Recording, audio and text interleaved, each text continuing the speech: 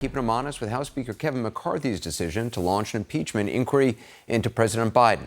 Here's what McCarthy told Breitbart News just a couple of weeks ago, quoting now, "To open an impeachment inquiry is a serious matter, and House Republicans would not take it lightly or use it for political purposes." He went on to say, if we move forward with an impeachment inquiry, it would occur through a vote on the floor of the People's House and not through a declaration by one person. So not through a declaration by one person is what he said. And to his credit, he's been firm on that point for years. Here he is in 2019 saying, quote, "Speaker Pelosi can't decide on impeachment unilaterally. It requires a full vote of the House of Representatives." So Democrats, Republicans, it appeared it didn't matter to Speaker McCarthy. You don't just go around unilaterally launching impeachment inquiries.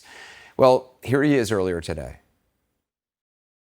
These are allegations of abuse of power, obstruction, and corruption, and they warrant further investigation by the House of Representatives.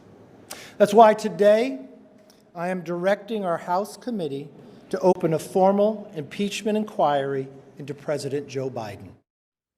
So after years of saying one thing, today he decided another, calling on 3 House committees to run the proceedings and investigate President Biden and his family, specifically his son Hunter.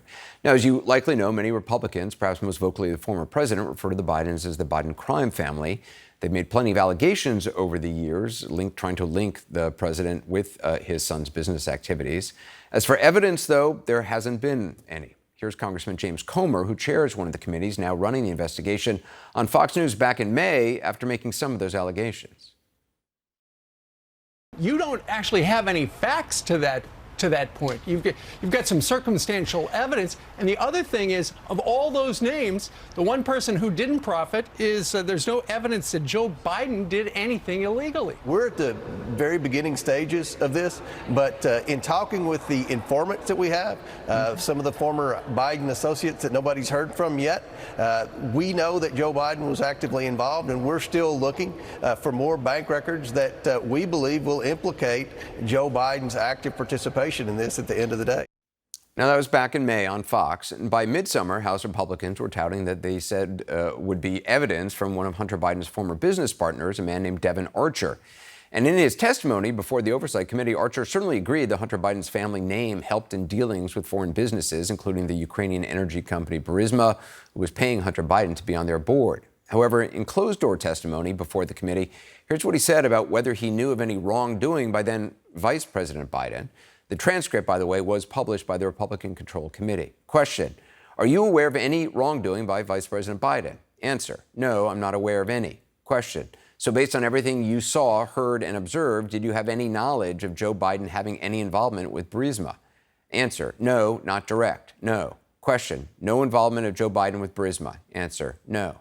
That was the star witness, who may have painted a not-so-flattering picture of Hunter Biden, but who also supplied no evidence whatsoever that his father did anything wrong, which takes us back to Speaker McCarthy and his 2019 tweet complaining about Nancy Pelosi's decision to launch impeachment proceedings against the former president over Ukraine. Quoting this time from Point 3, "For Dems, this is all about politics, not about facts." Well, keeping them honest, by that point, the central fact of the scandal had already been known for several weeks, namely that the former president had issued a veiled threat to withhold military aid from Ukraine unless President Zelensky said he was launching an investigation to smear Joe Biden. This time, Republicans have found no evidence tying President Biden to any wrongdoing. So why is Speaker McCarthy doing what he's doing? Well, one answer, in fact, the answer, might be found in a video back in January. On the right, Congressman McCarthy during his arm-twisting marathon to win the speakership. On the left is Florida Congressman Matt Gaetz, who changed his vote from present to yes on the 15th ballot. In exchange, McCarthy agreed to a series of concessions to right-wing lawmakers, including a provision allowing a single member to force a vote to oust him. And for weeks now, members, including Matt Gaetz, have been pushing for impeachment. Last night, Congressman Gaetz said he would be speaking today on the House floor and would attack the Speaker for not complying with parts of that deal. Today, despite what certainly appears to be an effort to appease him and other conservative members, Gaetz did just that, dismissing McCarthy's impeachment talk as, quote, a baby step. Joining us now is Colorado Republican Congressman Ken Buck. Congressman, thanks so much for being with us. 2 days ago, you said that the time for impeachment is when there's evidence linking President Biden to a high crime or misdemeanor. You said, quote, that doesn't exist right now. Do you still feel that way tonight? I have not seen any evidence that links President Biden to Hunter Biden's activities at this point. I will be getting a briefing later in the week. I'm looking forward to understanding more of what the Oversight Committee has uncovered, but at this point, I have not seen that evidence. So Speaker McCarthy certainly doesn't have to hold a full House vote to authorize the impeachment inquiry, but he has always said that he would. He said so 2 Fridays ago. Is it clear to you what changed other than, the threat from the Matt Gaetzes? Yeah, what changed is that he doesn't have the votes, Republican votes, to pass a resolution to open an impeachment inquiry. They have been trying to get those votes. I don't believe they have the votes. So why is he doing this? Well, that's a great question. Why is he doing it? The 3 committees, the Oversight Committee, the Judiciary Committee, the Ways and Means Committee, are investigating. And they're investigating Biden's activities. They should be investigating. They're uncovering interesting information. Like I said, they haven't found that link yet to Joe Biden, if it exists. But what Speaker McCarthy is doing is he has President Biden on the one hand, President Trump on the one hand, who is demanding that the House open an impeachment inquiry and begin an impeachment of President Biden. And on the other hand, he has spending bills that are coming up, and he needs the support of members of the Republican conference to help get that continuing resolution passed and appropriations bills. Yeah, in your opinion, does this impeachment inquiry take away from focus in the House on government spending and avoiding a shutdown? I believe it does, and I believe it was a shiny object from the beginning, and I think it was a mistake to start talking about the impeachment inquiry. I think it's a good thing that we aren't voting on it on the floor, because we've got a lot of work to do if we're going to pass a continuing resolution by September 30th and avert a government shutdown. So by not doing it on the floor, it does allow you to continue on the continuing resolution? Exactly. It allows us to focus on spending rather than other issues like the impeachment, yes. So Congressman Gaetz today downplayed what McCarthy has done. He downplayed the impeachment announcement as a baby step, renewed his threat to seek McCarthy's removal if the Speaker doesn't come into what he called immediate total compliance with the, end quote, with the deal that gave him the speakership in the first place. A, do you know what that even means? And do you think McCarthy survives this as Speaker? I think Kevin McCarthy survives for several reasons. The main one being nobody else wants to be Speaker in this place. But I do think that's not a great job description there. No, it's not. I guarantee you won't see Speaker Buck in the same sentence. But I do think that he survives this. It's important that we make sure we get funding for the next year. And Kevin McCarthy is the only person that most Republicans are going to support in that process.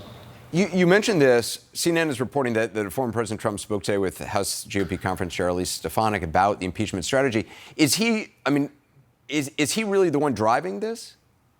I don't know whether he's driving it directly or indirectly. Certainly, as he participates in social media and talks about this on social media, he is driving the activists to call members of Congress and get involved. So whether he called Kevin McCarthy directly or whether he is just sort of getting the troops riled up, I'm not sure which way it happened, but certainly members of Congress are hearing about it. So what happens now on the spending, on the continuing resolution?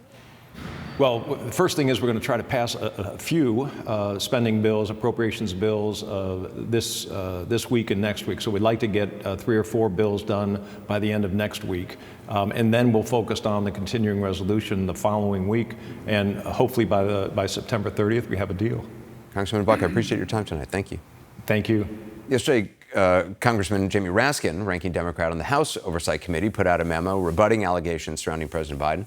Quoting from a portion of it, he said, "This is a transparent effort to boost Donald Trump's campaign by establishing a false moral equivalency between Trump, the 4-time indicted former president, now facing 91 federal and state criminal charges based on a mountain of damning evidence for a shocking range of felonies, including lying to the FBI, endangering national security by illegally keeping classified documents, and conspiring to subvert the U.S. Constitution, and President Biden, against whom there is precisely zero evidence of any wrongdoing whatsoever."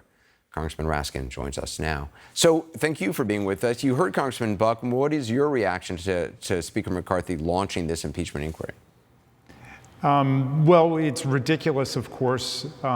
You've got people who voted not to impeach Donald Trump for inciting a violent insurrection against the Union, either because they don't think that's a crime or because they don't think the evidence was there, even though the evidence was overwhelming. We did have 10 Republicans who joined us in the House and 7 Republicans who voted to convict in the Senate. But in any event, you've got all these Republicans who could not bring themselves to vote to impeach Donald Trump, who tried to overthrow a presidential election and attacked our constitutional order, now moving to impeach Joe Biden for reasons unstated.